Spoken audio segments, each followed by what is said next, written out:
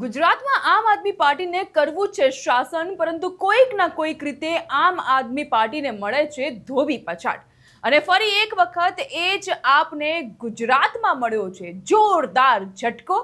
અને આ ઝટકો કોઈ ધારાસભ્ય દ્વારા કે પછી કોઈ કાર્યકર્તા દ્વારા નથી મળ્યો. આમ આદમી પાર્ટીને આ ઝટકો આપનાર બીજું કોઈ નહીં પરંતુ છે સુપ્રીમ કોર્ટ. જી હા, સુપ્રીમ કોર્ટ તરફથી મળ્યો છે આપ ગુજરાતને ઝટકો.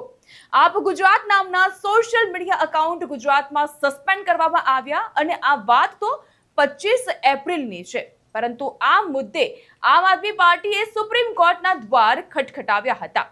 મામલો સુપ્રીમ કોર્ટમાં પડકારવામાં આવ્યો અને તાત્કાલિક સુનાવણી કરવાની આપ ગુજરાત દ્વારા અરવિંદ કેજરીવાલ દ્વારા માંગ ઉચ્ચારવામાં આવી. પરંતુ સુપ્રીમ કોર્ટ છે કે જેણે આપની આ માંગનો સ્પષ્ટ ઇનકાર કર્યો, માંગ ફગાવી દીધી અને તાત્કાલિક સુનાવણી કરવાથી કરી દીધો છે સુપ્રીમ કોર્ટે ઇનકાર.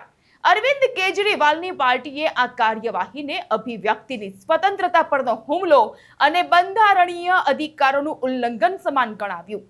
પરંતુ હવે આ કેસની ઝડપી સુનાવણી તો થવાની જ નથી, એટલે કહી શકીએ કે અરવિંદ કેજરીવાલ માટે ગુજરાતમાં વધુ મુશ્કેલીઓ ઊભી થઈ શકે છે. તમને જણાવી દઈએ કે આપ ગુજરાતના સત્તાવાર ફેસબુક, ઇન્સ્ટાગ્રામ એકાઉન્ટ્સ પર કોપીરાઇટ નિયમોના ભંગના કારણે પ્લેટફોર્મ પર કાર્યવાહી કરવામાં આવી હતી અને આ એકાઉન્ટ્સને સસ્પેન્ડ કરી દેવામાં આવ્યા છે. જો કે એકાઉન્ટ સસ્પેન્ડ થઈ ગયા છે, પરંતુ અરવિંદ કેજરીવાલનું કહેવું છે કે અમારું જે કામકાજ છે, અમારી જે ગતિ છે, ત્યાં ક્યાંય પણ બ્રેક વાગશે નહીં, પછી ગુજરાત હોય કે પછી દિલ્હી.